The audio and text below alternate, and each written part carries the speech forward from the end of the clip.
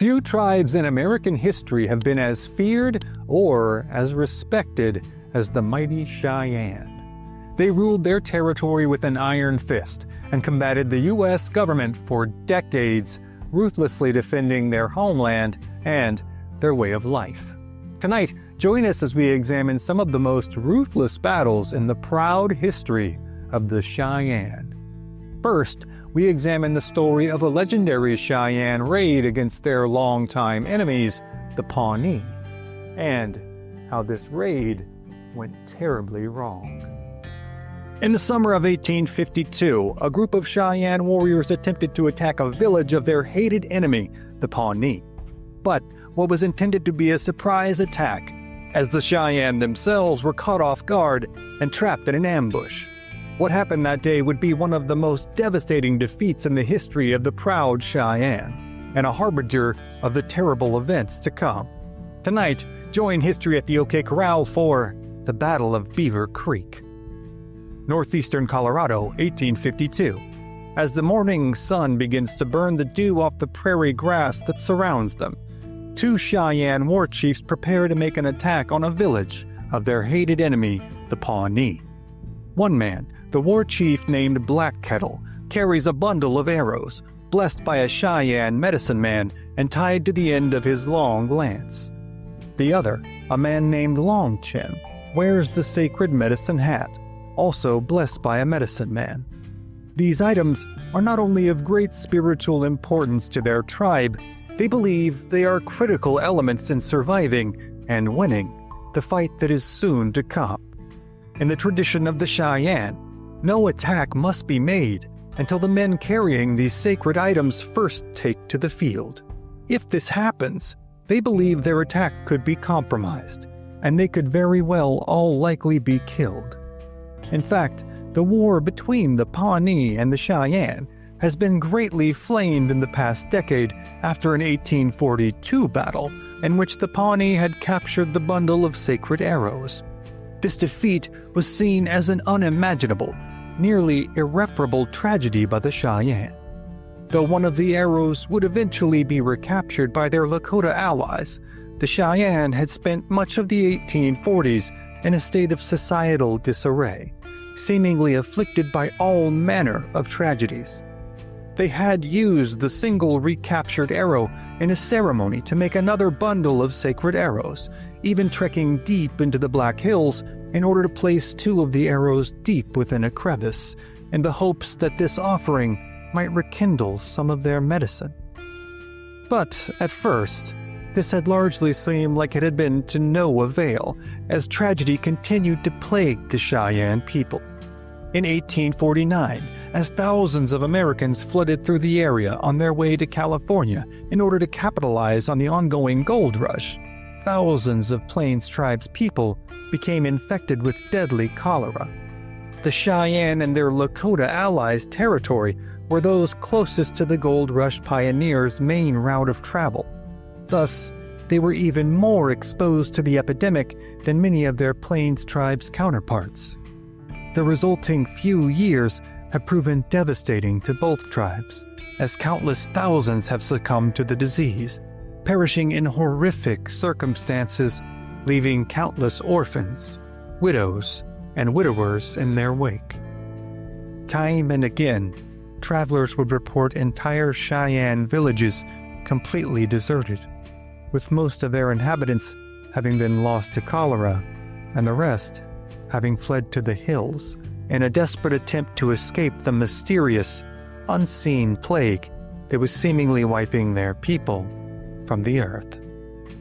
However, in the last few years, the Cheyenne have begun to rise to power again. Black Kettle and his family had managed to survive the epidemic, and his leadership and selflessness had driven his rise to prominence amongst his people. He had earned his reputation not only through his deeds in battle, but his foresight and his prudence. In 1850, he had moved his people to the Arkansas River and sent the call out for any and all surviving Cheyenne bands to join him and his people so that they might be strengthened in their numbers and begin to rebuild their people. In 1851, He had participated in the signing of the Treaty of Fort Laramie, which solidified a truce between the Cheyenne and their close ally the Arapaho and the U.S. government.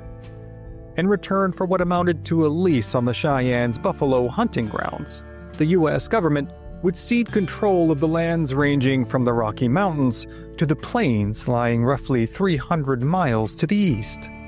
Bolstered by this official recognition, Black Kettle had arranged an alliance between the Cheyenne and not only their longtime allies in the Arapaho and the Lakota, but with the Kiowa and the Apache as well.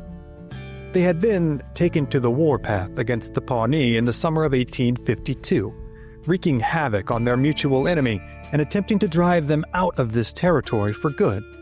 But despite the success of their campaign, the Pawnee have, as of yet, still not been driven from what the Cheyenne hold to be their rightful territory. And thus, the Cheyenne warriors now gathered around Black Kettle still burned for vengeance and glory against their hated enemy.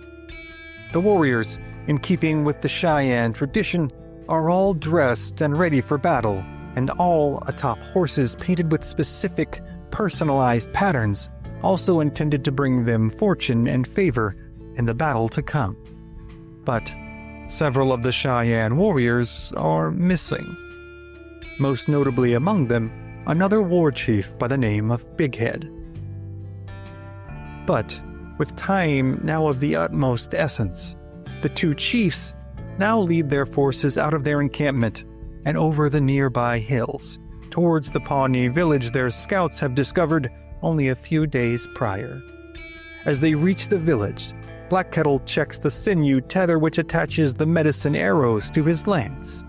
He breathes a sigh of relief, assured they are snugly in place. He then looks at the faces of the men around him, many of them likely lost in the memories of past conflicts with the Pawnee and in the retribution they seek to gain.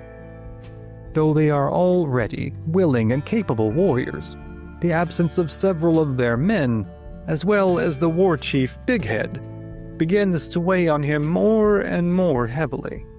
With every passing mile in their approach to their target, the missing Cheyenne warriors become a growing concern. Had they abandoned their kinsmen? Had they simply chosen not to heed the call of battle?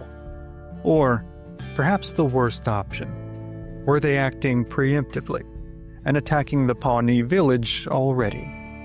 If this was in fact the case, not only would the Cheyenne's element of surprise be lost, but the power of their medicine would be destroyed. Black Kettle and Long Chin, however, push these thoughts away and continue on their quiet, doggedly deliberate ride approaching the Pawnee. Finally, they reach the hill that overlooks the Pawnee village, and, looking down upon it, they are shocked by what they see. While there are many lodges, fire pits, and even drying buffalo hides all about the site, there are, seemingly, no Pawnee.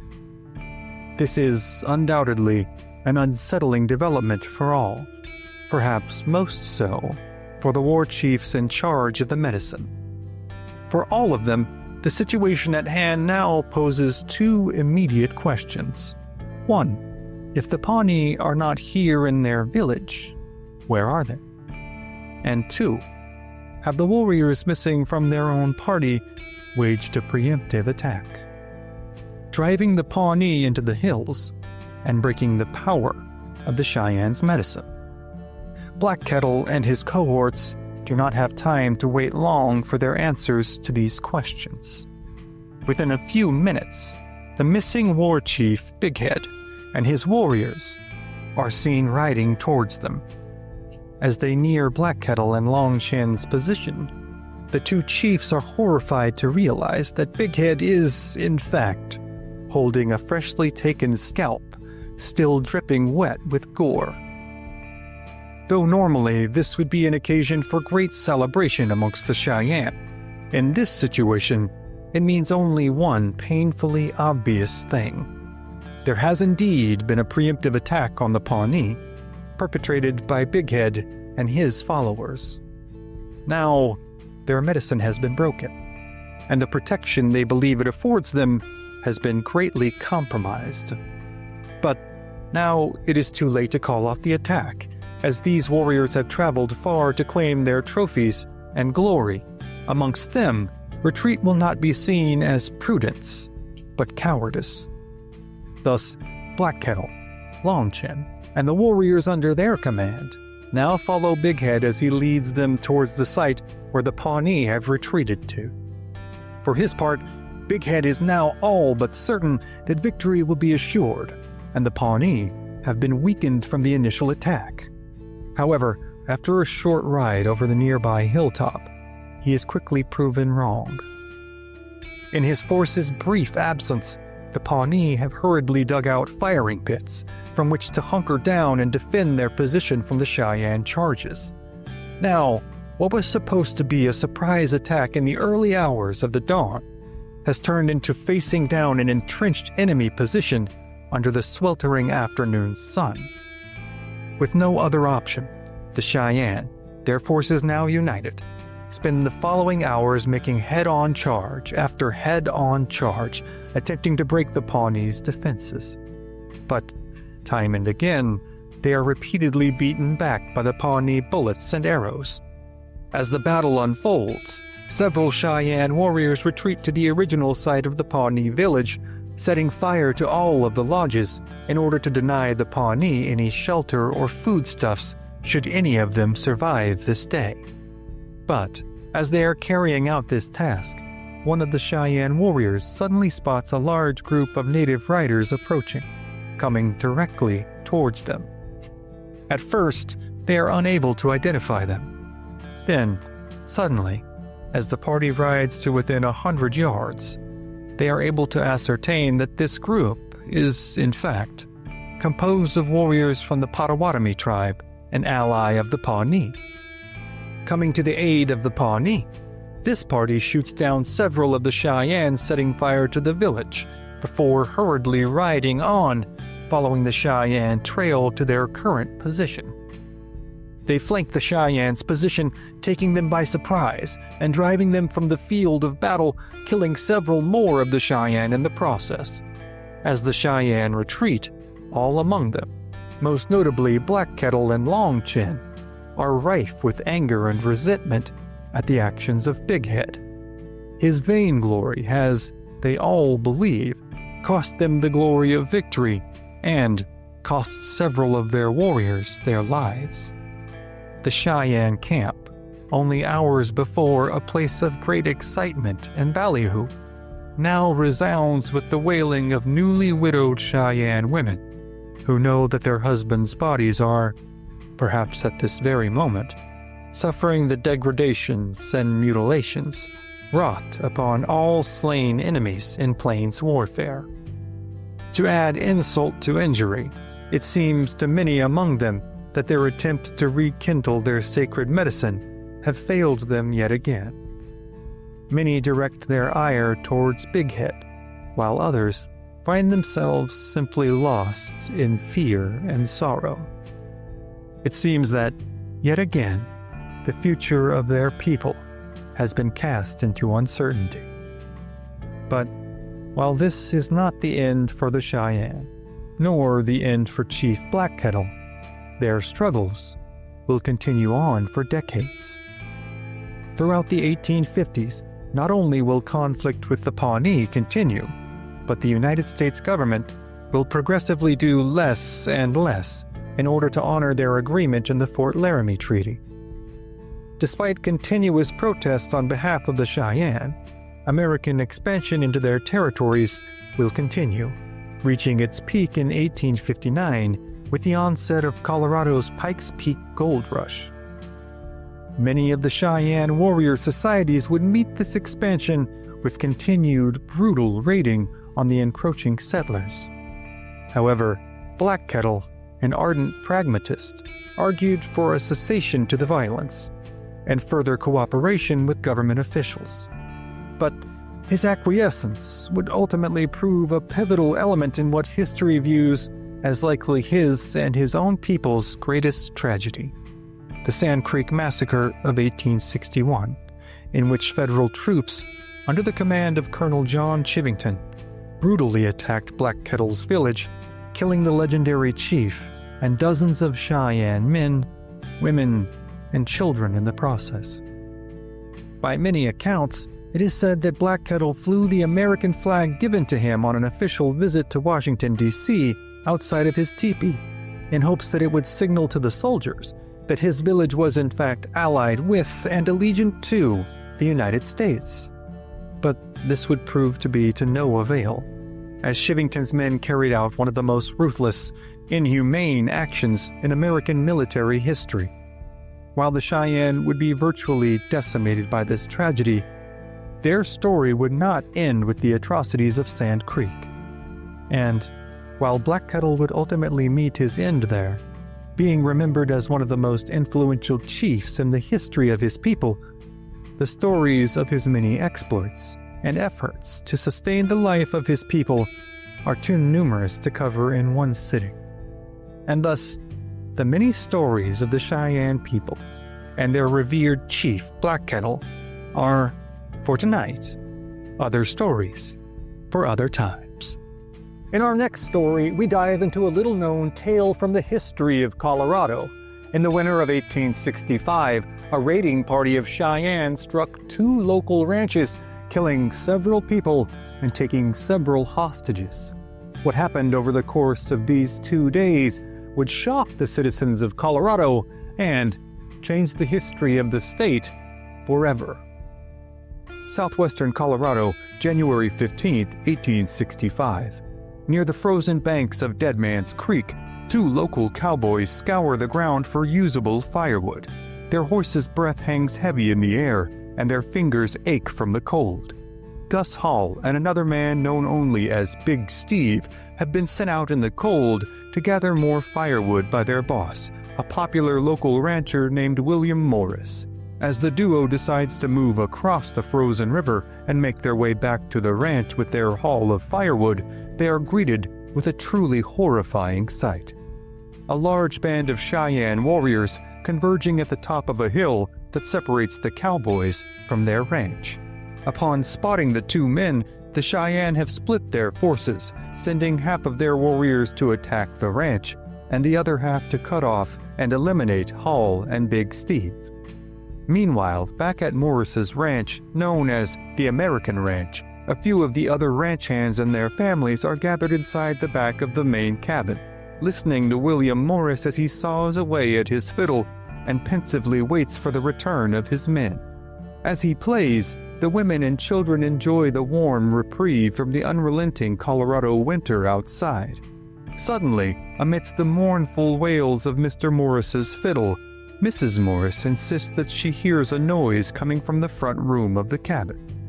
The fiddle immediately falls silent, as William Morris now resolutely stands and grabs his pistol, suspecting that this noise is not simply his comrades returning with more firewood. His suspicions are confirmed as he opens the door separating the 2 rooms to find the front room of the cabin full of Cheyenne warriors. For a rancher in 1860s Colorado, there is perhaps no sight more terrifying than this. The Cheyenne, the mighty rulers of central Colorado for many generations, do not take kindly to the increasing incursions by the American settlers, farmers, and ranchers. This effrontery is one that is equally applied by the Cheyenne for any and all intruders into their territory, be they white settlers or other tribes. They have wrested control of this area from all challengers throughout many years of intensive, brutal conflict and combat unfettered by the cultural norms of Western conflict. In Cheyenne raiding and warfare, as is the case throughout many of the Plains tribes, non-combatants are generally considered viable targets, and victory is attained only through utter capitulation or complete destruction. In years prior, countless settlers across Colorado have fallen victim to Cheyenne raiding, seeing entire families wiped out, men brutally tortured and mutilated before being dispatched, and wives and children simply carried off onto the plains, never to be seen again. These facts are all too well known to Mr. Morris, as he has made himself ready for such an occasion as this by keeping his revolver cleaned, loaded, and nearby at all times. Now, seeing his home full of Cheyenne warriors, he brings the weapon to bear and fires 3 decisive shots into the warriors nearest him. These men all fall to the cabin's floor, dead or dying, and the remainder of their comrades hurriedly exit the cabin, jumping onto their horses and riding for the cover of a nearby tree line. But they are not finished. The killing of 3 of their own warriors has only steeled the resolve of the Cheyenne, who are now dead set on retribution. Meanwhile, back at the cabin, Mr. Morris seizes this opportunity to barricade the front door shut and calm the nerves of the women and children who are visibly rattled by the sight of 3 dead Cheyenne warriors festooned about the room. All among them now mill nervously about the cabin, doing their best to fortify the windows and doors and to fight back the fear of the next attack, which is all but certain to come. As all of this is unfolding, the 2 ranch hands, Gus Hall and Big Steve, are now in a desperate fight for their lives, as they make a desperate bid to outpace the Cheyenne pursuers on their way back to the ranch. They are, however, quickly overtaken by the warriors, who manage to cut them off before reaching the hill. Big Steve is soon hit in the chest and killed, and Hall is shot in the leg, falling from his horse. He hits the ground hard, then tries desperately to scramble to his feet. Hearing a warrior quickly approaching, he manages to bring himself to his feet, but is quickly struck down again by an arrow to his side. Now, as he lies on the ground rendered immobile by his wounds, he is shocked to find that his pursuers have simply passed him by and continued on over the hill. At first, in his state of shock, Hall finds this a confusing move on the part of the Cheyenne. He briefly wonders what could motivate such odd behavior amongst the warriors who, normally, would be so resolute on not only killing himself and his companion, but in harvesting their scalps as well. Then, in a horrifying realization, the Cheyenne's motives become clear. They are now converging with their cohorts over the hill to mount a full-scale attack on the farmstead and the cabin. Hall now manages to drag himself the several yards to the top of the hill and look down in horror. But the Cheyenne have decided not to mount a full-scale attack. Not yet. Instead, in a time-honored plains warfare tactic, they are now setting fire to the stables, to the hay barn, and to the roof of the cabin. In his current state, Hall, knowing full well that the inhabitants of the cabin are mostly women and children, can do nothing more but watch on as the horrifying events that follow unfold. Soon, fires are raging all about the ranch, sending a large, converging cloud of thick smoke into the thin, cold January air. Inside the cabin, panic has taken hold as smoke begins to pour in underneath the door and the painted faces of Cheyenne warriors appear in every window. They are now trapped, surrounded, thoroughly outmanned, and thoroughly outgunned. Moving quickly with the lives of his family in the balance, William Morris resolutely takes out a bottle of strychnine poisoning that he uses on the wolves to attack his cattle. He walks over to the kitchen and retrieves 2 bottles of whiskey he keeps in the cupboards. With the smoke inside the cabin growing thicker by the second, and the panicked cries of those around him growing even louder, Morris carefully divides the poison between the 2 bottles, shaking the contents well to ensure that they mix. He knows that the Cheyenne will soon overtake the cabin, and that whiskey is prized amongst nearly every warrior. If he cannot eliminate them now with bullets, he reasons, he can eliminate them later via a slow, painful death through poisoning. He then instructs Mrs. Morris to lead the women and children out the front door and surrender themselves to the Cheyenne. However horrifying, this is likely their best chance of survival. Cheyenne raiding parties, for all their legendary ferocity, rarely strike down women and children who surrender themselves, preferring instead to take them captive and either use them as slave labor or adopt them into the tribe. However, William Morris knows that he will be afforded no such mercy. The Cheyenne know that he is the man responsible for killing 3 of their comrades, and even if he had not, men on the frontier are almost always killed or tortured to horrific ends. Mr. and Mrs. Morris now bid each other a brief, tearful goodbye, each likely knowing that this will be the last time that they see each other. This reprieve is only moments long, though, as the Cheyenne begin to break down the door. Mrs. Morris now flings it open, arms raised in surrender, and herself and the other women are then led outside, amidst a terrifying cacophony of Cheyenne war cries. As they are surrounded, beaten, and restrained, William Morris makes a dash out the back door, pistol in hand. Knowing that his only chance to save his family lies in his ability to make it to the cover of the nearby tree line, Morris sprints as fast as he can, his vision and breathing hampered by the smoke that engulfs the entirety of his homestead. Sadly, though, his efforts are in vain, as he is cut down mere yards from the cabin by Cheyenne bullets and arrows. He falls hard to the cold ground with a sickening thud, and within seconds, he is scalped and mutilated. Just around the corner of the cabin, Mrs. Morris hears the triumphant war cries of the warriors pursuing her husband, and knows it can mean only one thing. Already distraught, she now hangs her head and sobs heavily as the Cheyenne tie her hands and load her onto the back of one of the horses. Meanwhile, at the top of the hill overlooking the ranch, Gus Hall has watched the entire event unfold in silent horror, mouth agape and with a torturous guilt consuming him because he is not able to come to his friend's aid. As the Cheyenne ride away, with their distraught captives in tow, and the buildings of the ranch burning, Hall now considers his options. He can either lie here and surrender his life to the elements, or he must somehow garner the will to begin the agonizing crawl to the nearest ranch, which lies just over 2 miles away. After a short internal deliberation, Hall decides that he simply cannot lie here and die.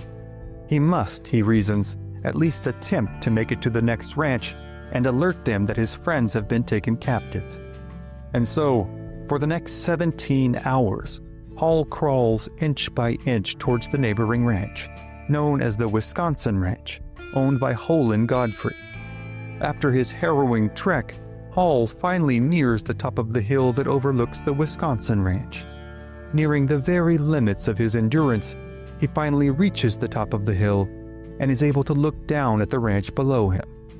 What he sees horrifies him.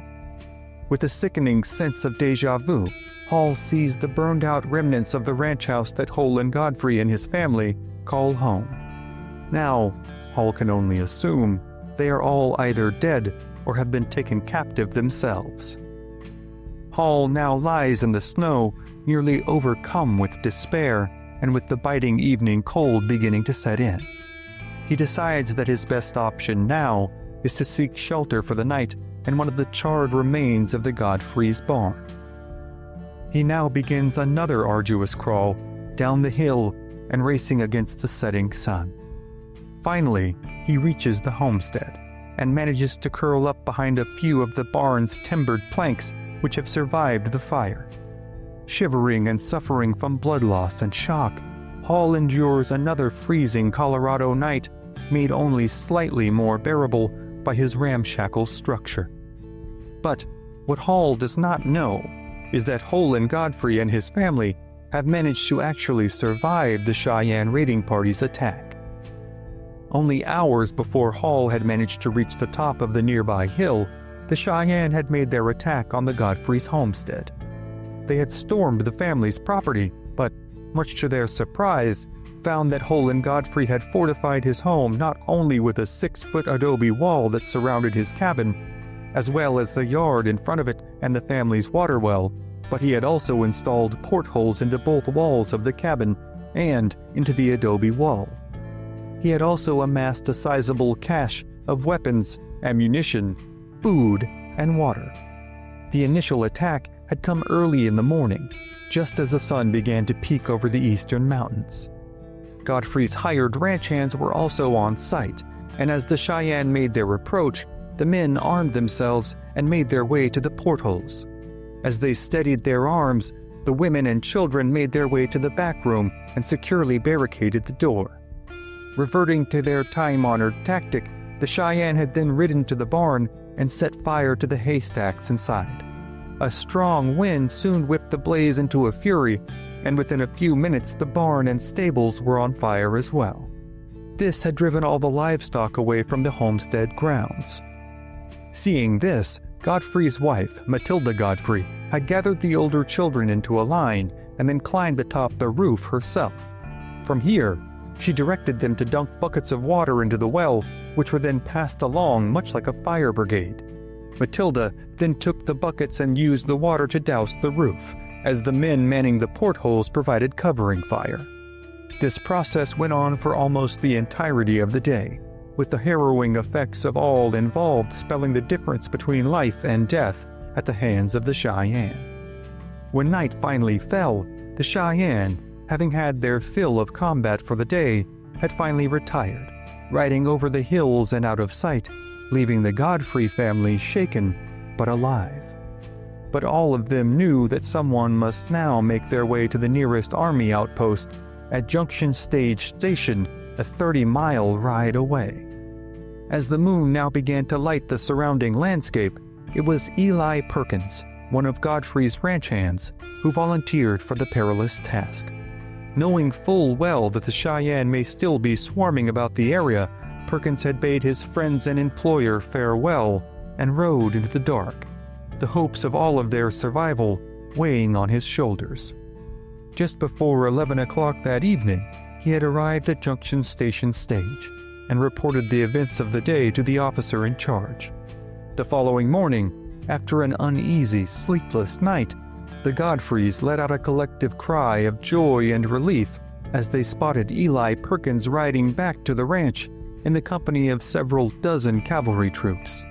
Their lives had been saved, but for their own safety, they were informed that they would be required to accompany the troops back to their headquarters until the attacks in the area finally stopped.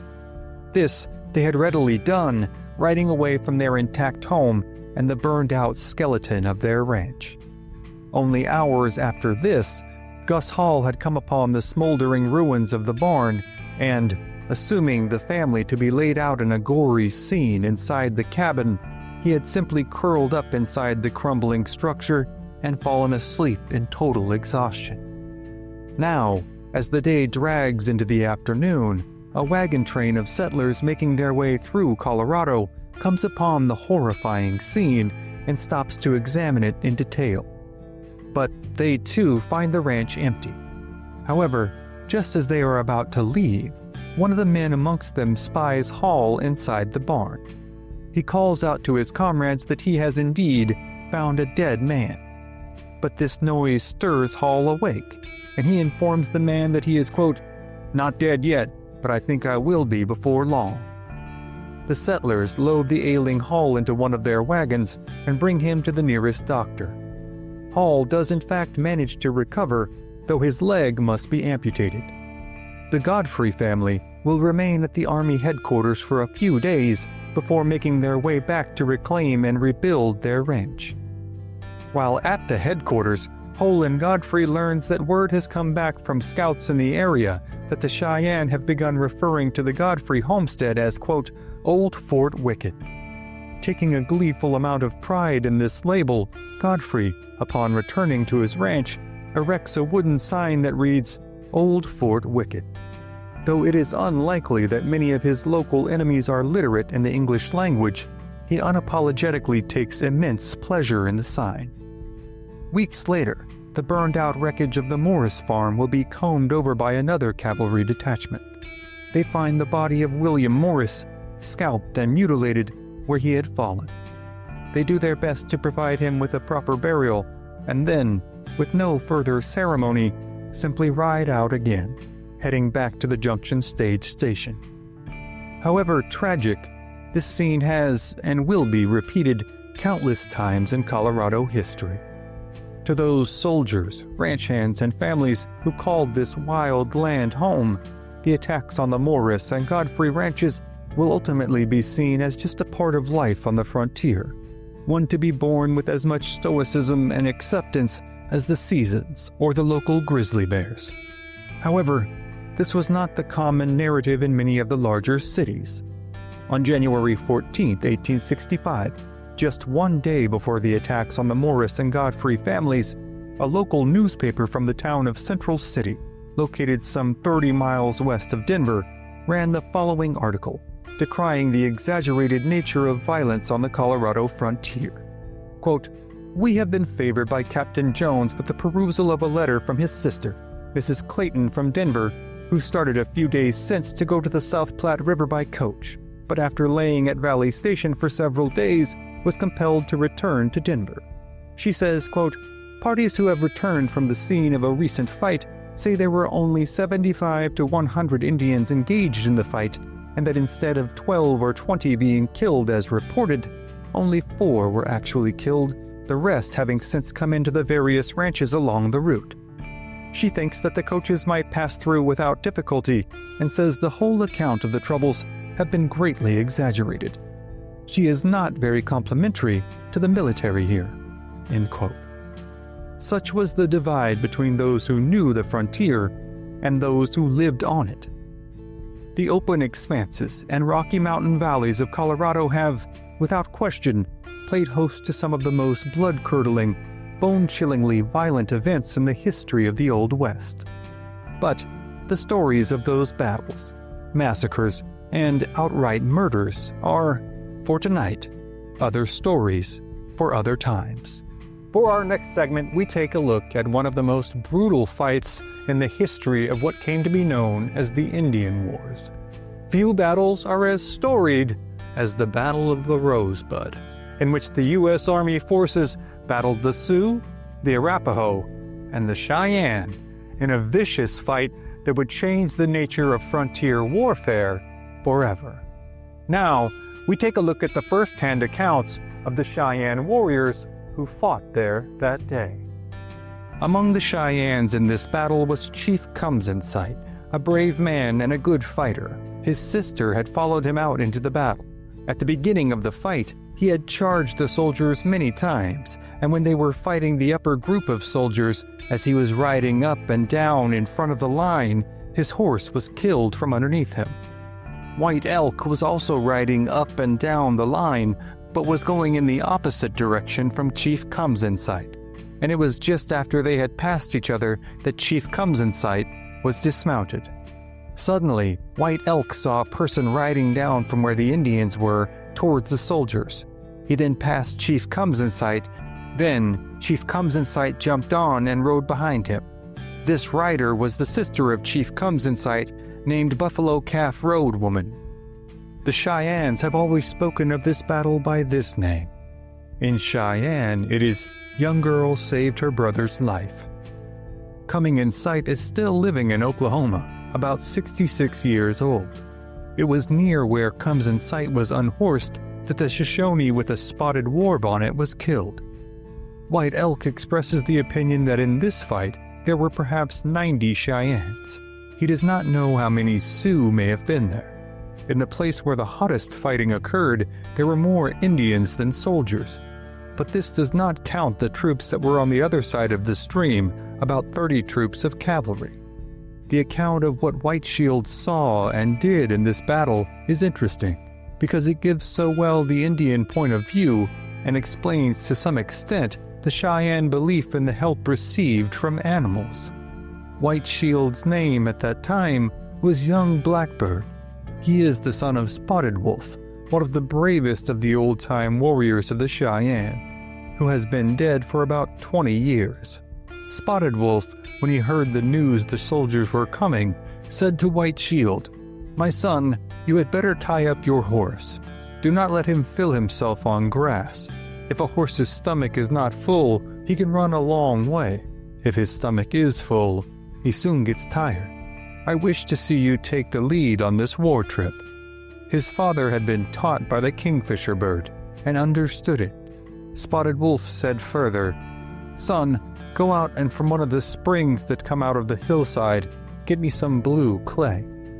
After it had been brought to him, he painted on the shoulders and hips of the horse the figure of a kingfisher with its head toward the front. "Now," he said, "your horse will not get out of wind. Take him down to the stream and give him plenty of water, all he will drink." When White Shield brought the horse back, his father said, "When you are ready to start, I will go with you, and before you make the charge, I will put some medicine on you." Just before they left camp, Spotted Wolf said, "Now, drink plenty of water and let this be your last drink until the fight is over." They started from camp after the sun was down and traveled all night, stopping only from time to time. At daylight, they were on the Rosebud at the mouth of Trail Creek. Above this, they stopped and decided that as they were getting near to the enemy, they would dress and paint themselves here. His father dressed him, painting his whole body with the yellow earth paint. Spotted Wolf had a bundle containing the war clothing that he himself was accustomed to wear in fights. From this bundle he took a scalp, and placing the horse so that it faced toward the south, he tied the scalp to its lower jaw. He then put his own war shirt on White Shield, took his kingfisher, the stuffed skin of a kingfisher, and held it up to the sun and sang a song. "My son," he said, "this is the song sung to me when the spirits took pity on me. If the kingfisher dives into the water for a fish, he never misses his prey. Today, I wish you to do the same thing. You shall count the first coup in this fight." After he had finished speaking, he tied the kingfisher to his son's scalp lock. Held in the bill of the kingfisher were some kingfisher's feathers which were dyed red. The feathers represented the flash of a gun. Then he hung about his son's neck a whistle made of the bone from an eagle's wing. He said, "If anyone runs up to you to shoot you, make this noise, and the bullet will not hurt you." He then took in his mouth a little medicine and a little earth, and raised the front forefoot of the horse, and blew a little of this on the sole of the hoof, and did the same thing on the right hind foot, the left hind foot, and the left forefoot. He then blew the medicine on the horse, between the ears, on the withers, at the end of the mane, and at the root of the tail. "Putting this on the soles of the hoof," said Spotted Wolf, "will make him carry himself lightly and not fall. When you come within sight of the enemy, when they are going to charge, put the whistle in your mouth and whistle. That is what the kingfisher does when he catches the fish. You shall catch one of the enemy. When you see the enemy, they may frighten you so that you will lose your mind a little, but I do not think that this will happen. You will frighten your enemies before they frighten you. I have fully dressed you for war. There are some women with the party. You must not ride by the side of any of them. Give me your quirt." He took the horse medicine and rubbed it all over the quirt, and said, "If you see any ahead of you and whirl your quirt above his head, the man's horse may fall. When you charge, try to keep on the right-hand side of everyone. Take pity on everyone. If you see some man in a hard place from which he cannot escape, help him if you can. If you yourself get in a bad place, do not get excited, but try to shoot and defend yourself. That is the way to become great. If you should be killed, the enemy, when they go back, will say that they fought a man who was very brave, and that they had a hard time to kill him." Such were the instructions given to White Shield by his father. Before this was finished, some of the Cheyennes had already gone forward, and a little later he heard shots, those fired by their own scouts who had met some of the Crow scouts. When the shots were heard, the Sioux and Cheyenne all charged, riding across the hills to where they had heard the shooting, running up one hill and down the other. They did not follow the stream valley. When they reached the place, the Indian scouts had retreated to the soldiers, who sat there on their horses. Old Red Warbonnet, Walks Last, Feathered Sun, White Shield, and White Bird were among the first to reach this point. The Sioux and Cheyennes were beginning to come toward the soldiers from all directions. At the top of the hill they stopped about 600 yards from the soldiers. Suddenly, to the right, a man appeared charging towards the soldiers. He was followed by a little boy, 12 or 13 years old. They recognized Chief Comes-in-Sight, and the boy was a little Sioux boy. The 5 Cheyennes who were mentioned charged, following the two and about 50 yards behind them. Neither the soldiers nor the Indian scouts fired, but they kept moving about. When the Cheyennes were quite near to the soldiers, Chief Comes-in-Sight turned his horse to the left, and the boy went to the right. Chief Comes-in-Sight fired 2 shots from a pistol, and all of the soldiers shouted, fired, and charged. They began to overtake Chief Comes-in-Sight, who now joined the 5 Cheyennes, and all had to run. The Indian scouts chased the little boy and overtook him, taking from him his horse and killing him. As the 6 Cheyennes went back to the hill they had been on, the soldiers almost overtook them. When the soldiers were within 50 yards of them, Feathered Sun said, "Let us dismount. They are pushing us too closely." Feathered Sun and White Shield dismounted, and the troops stopped, all except one scout, thought to be a crow.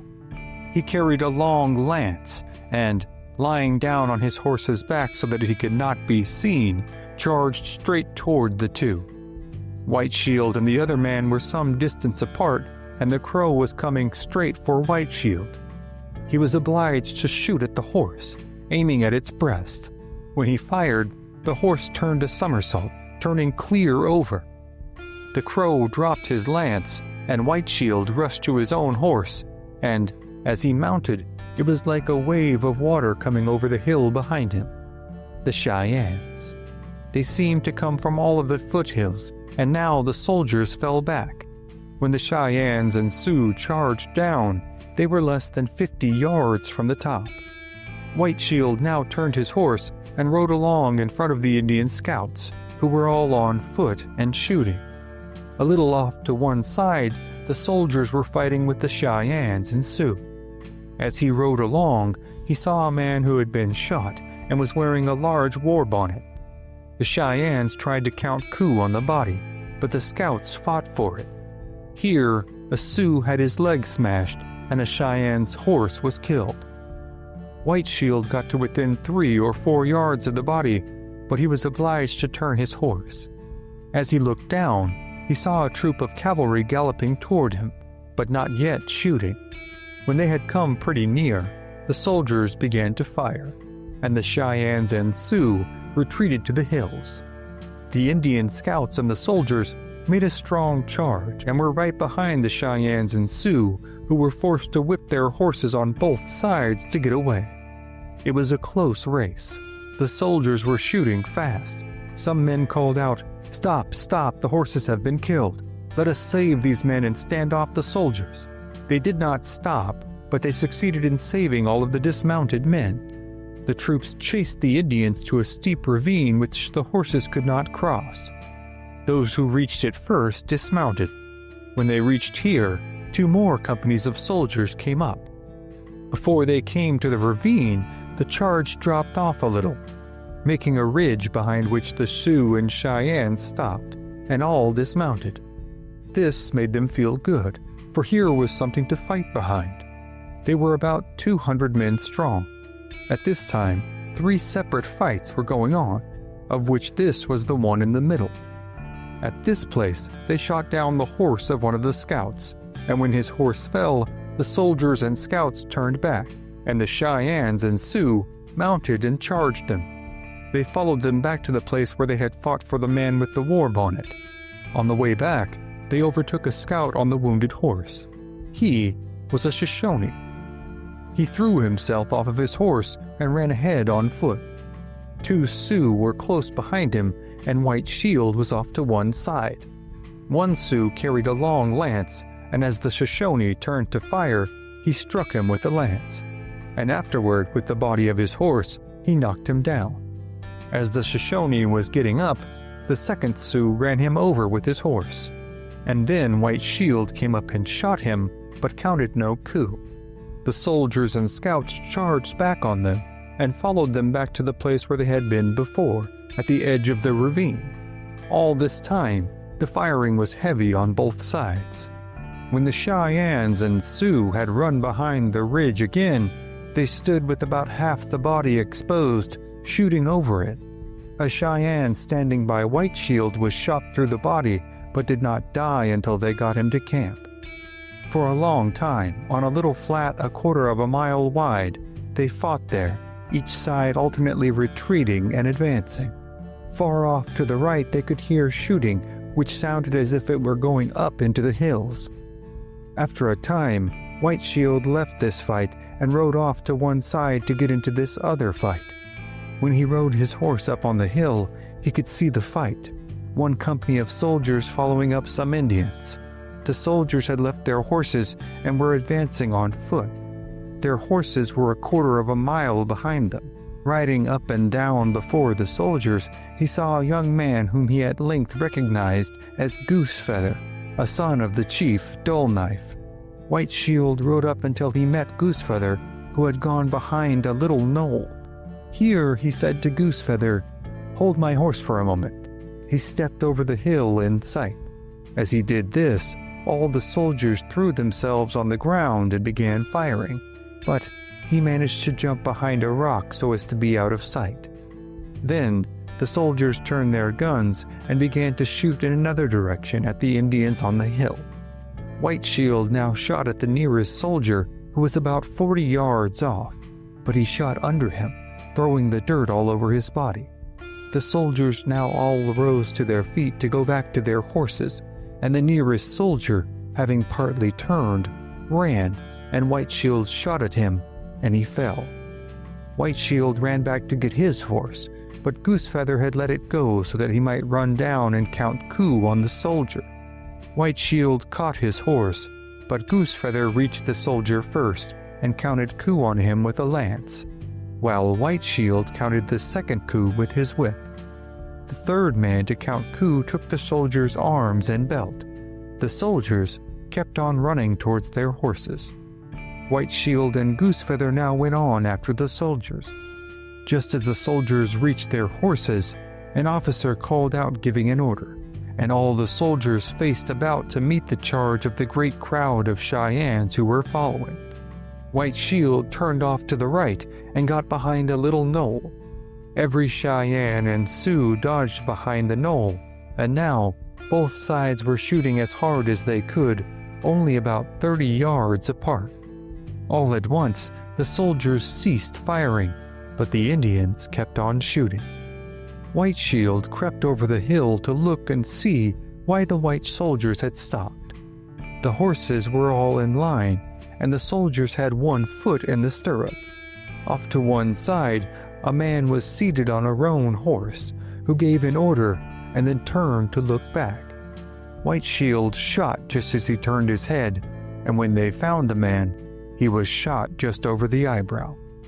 The soldiers started to retreat, and as they did so, they scattered. A man on foot, holding his horse with one hand and a six-shooter in the other, was trying to mount his horse. White Shield made a charge to count coup on him. The man shot at White Shield as he was coming up, but the horse pulled him, and he missed his aim. White Shield rode his horse between the man and the horse he was holding and knocked the man down with his gun. The next man behind White Shield rode over the soldier. White Shield turned his horse and rode back to the officer he had killed, and as he was going, he saw some guns. When he came back, the guns were gone, but the officer still had a six-shooter and a belt full of pistol cartridges. White Shield took the six-shooter.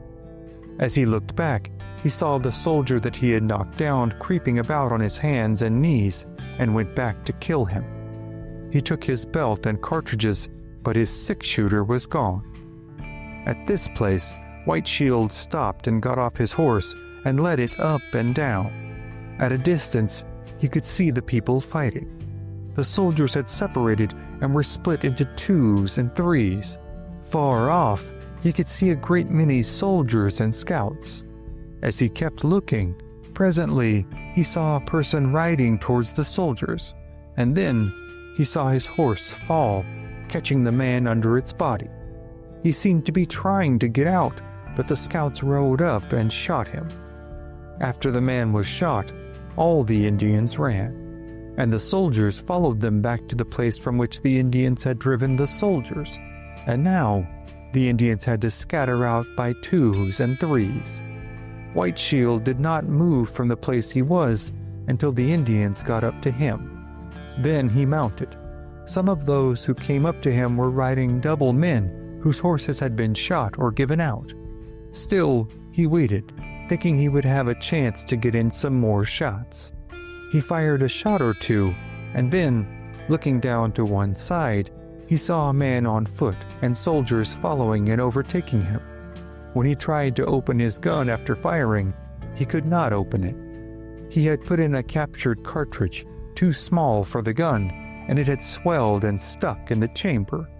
Now, he was unarmed. By this time, the people had all passed, and the only man between him and the soldiers was the one on foot. He rode down to this man and found him almost exhausted.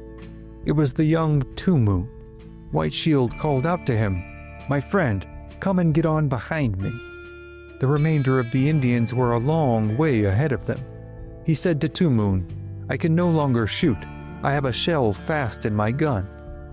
Many Indians ahead of them were now on foot, and many horses were constantly being shot and wounded or giving up and stopping.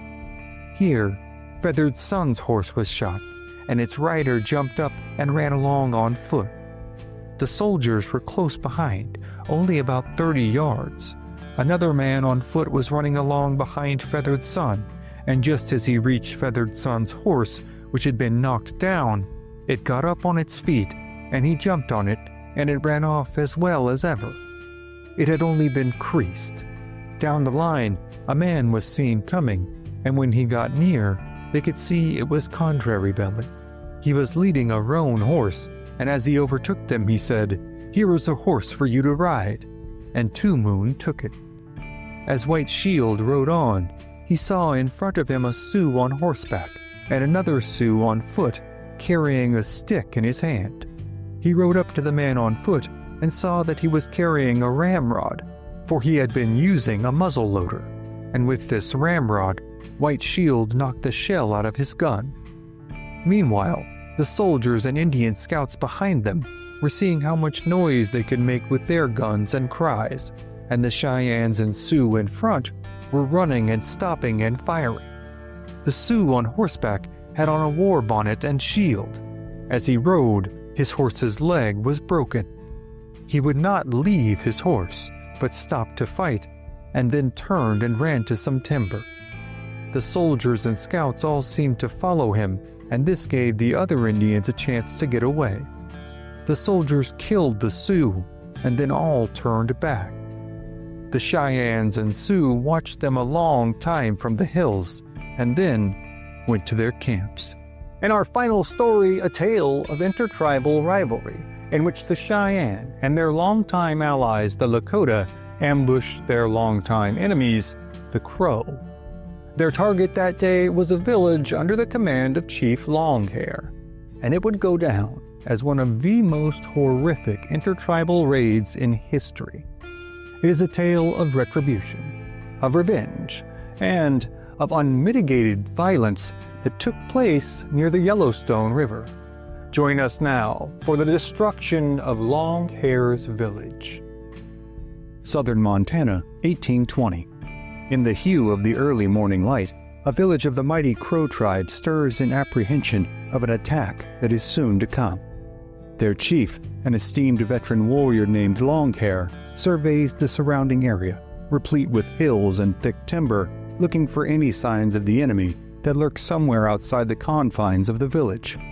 They have come here, to this area just south of the Yellowstone River, in order to make a seasonal headquarters of sorts, in which hunters from the tribe can venture out onto the plains and return with their bounties without requiring their families to leave the relative safety of this slightly more wooded and hilly area. Here on the high plains, the fight for survival is one waged not only against privation and hunger, but against other tribes as well. Though, in these early decades of the 19th century, incursion from Americans and Europeans has been a constant for decades, the primary opponent the Crow have waged war on for years now is their northern and easterly neighbors, the Sioux and Cheyenne. The year prior to this, in 1819, the Crow had suffered a devastating defeat, not far from here, at the hands of the allied forces of Sioux and Cheyenne. themselves having banded together against the Crows in interest of driving out their mutual enemy.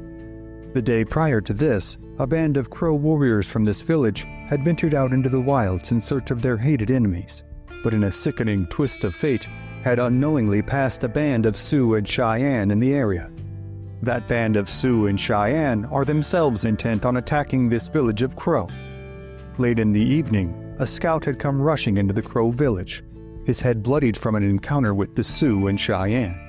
The scout warned the village that the war party was on its way, and all who could be convinced to flee and take cover in the surrounding landscape did so immediately. Those who remained worked feverishly to construct timbered breastworks along the village perimeter, in an attempt to solidify any cover for themselves that they can. Chief Longhair has stayed in the village, and now he and only a few of the remaining Crow warriors, mostly old men and teenagers, face the coming onslaught. Only a few miles away, the party of Sioux and Cheyenne warriors, under the command of a Cheyenne war chief named Ice, makes their way towards the Crow village. The Cheyenne, in particular, are noted for their various warrior societies, composed of warriors who adhere to certain traditions, oaths, modes of behavior, and dress. Ice, a veteran warrior, belongs to perhaps the most curious group among these, a cohort of warriors known as the Contrary Society.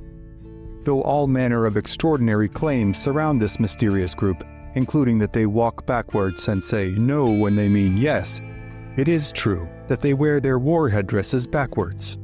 In Ice's case, this manifests in the form of a prairie dog skin, worn flapping down over his forehead. Cloaked in only moccasins and a breechclout, he is otherwise painted completely red, in the style of the Contrary Society. He rides atop his trusted war pony, also painted red. In his left hand, covered in a wolf hide sheath, Ice carries what is known as the Thunderbow Lance, an item considered to carry powerful medicine for making war. Like a pack of wolves on the hunt, the party of warriors sculpts their way quietly through the countryside, scarcely making a sound. Their scouts have spotted the Crow village, seemingly oblivious to their presence, and now, the Sioux and Cheyenne warriors, burning for glory and vengeance against their hated enemies, make their way towards the target, seeking to satiate their hunger for respect and revenge. Finally, the Sioux and Cheyenne warriors crest the hill overlooking Longhair's village. There is, however, no swift charge to take the Crow by surprise. Instead, a small contingent of Crow villagers first notice a line of enemy warriors forming on the ridge above their village. Quickly, a cry goes out for the men to arm themselves and for the women and children to take cover. Still though, Ice and his warriors, themselves adorned and painted according to their respective warrior societies, only watch on, silently observing the chaos unfold below them with a sense of immense satisfaction. Then, suddenly, with a barely discernible flick of his left wrist, Ice unsheathes the Thunderbow Lance. A moment later, an utter cacophony rises up from all the Sioux and Cheyenne warriors, as Ice raises the lance high above his head. This signals the sacred arrow priest, a Cheyenne man named Dog-Face Medicine Man, to carry out the ceremony of the sacred arrows. This is done with the medicine man offering up the traditional incantations in an unhurried, business-like fashion. Meanwhile, the Crow villagers scramble to take cover behind the ad hoc breastworks they had constructed the previous day. Chief Longhair directs his few warriors to take their places, as the women ready their children to make a run into the woods should all seem lost. What is at stake is known to all, young and old. Plains warfare is not for the faint of heart, with virtually all fighting-age males, especially those unfortunate enough to be captured alive, being killed without question. The women and children lucky enough to survive the attack would find their old lives to be distant memories, as their best hope for the remainder of their lives would be to avoid abject servitude by being adopted into their captor's tribe. This long-standing enmity was born out of the brutal nature of the struggle to survive in these harsh environs, and fomented by the necessity of war as a means of social mobility within warrior cultures. Raids like these are not only commonplace, but a critical component of societal structure among many Plains tribes. Still, the visceral, bloody nature of raiding even in the unforgiving world of the high plains, seldom, if ever, becomes a banal experience for any of those involved. Now, as the horrified screams of the women and children lilt upwards towards his position on the hill, Ice again raises the thunderbow lance in his left hand, signaling his warriors to be ready to charge. There is still, however, one point of unfinished business, a matter of honor that Ice must fulfill before he and his men can strike the Crow village. A veteran Cheyenne warrior named Two Twists, his hair worn in 2 long braids, rides forward to the front of the line. He, too, is covered in war paint and carries a large rawhide shield on his left arm. In his right hand, he carries a large steel Spanish saber. Two Twists has made a vow to his grandfather, a respected Cheyenne chief named Red Painted Robe, that he would avenge the loss of the old man's beloved son to the Crows the year prior by being the first and only warrior to broach the perimeter of the next Crow village he and his cohorts were able to find. Now, in keeping with his vow, Two Twists raises his saber high above his head, begins to sing his death song, and urges his war pony forwards towards the Crow village at a full gallop. To the whoops and cheers of his Sioux and Cheyenne comrades, Two Twists bears down upon the Crow breastworks, now the lone rider in the no-man's land between the Sioux and Cheyenne on the top of the hill and the Crow village at the bottom. As he comes within range of the Crow village, a hailstorm of bullets and arrows fired by the beleaguered force of aged men and young defenders fly all around him. Yet, miraculously, Two Twists remains untouched as he charges forward undaunted, seeming only to gain speed with his downhill trajectory. In mere seconds, Two Twists' pony jumps the timbered breastworks of the Crow, situating him, alone, squarely in the middle of a group of dozens of Crow villagers. He rides through the crowd and, still at top speed, decapitates an unfortunate lone Crow warrior he manages to separate from the crowd.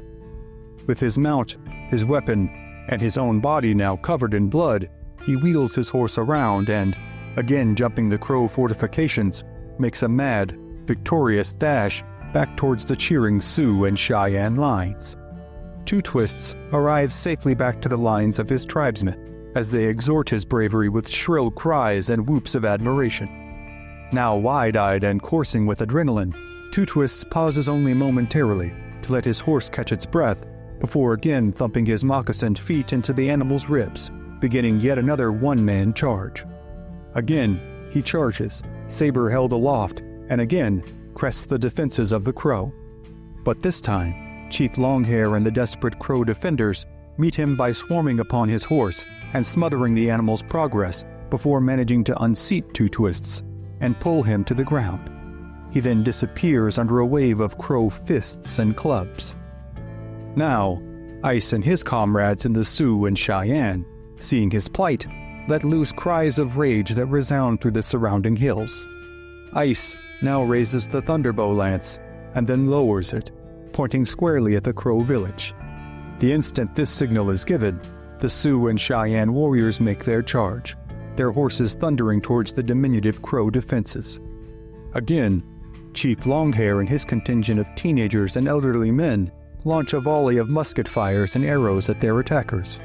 But, again, their efforts make little effect, as the Sioux and Cheyenne pour over and tear down the Crow defensive works, killing any fighting-age male or resisting Crow in their path.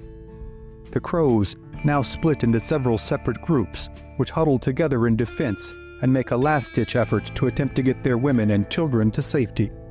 One of these groups, with Chief Longhair in command, manages to make their way to the outskirts of the village, then begins to make a desperate sprint for the hills.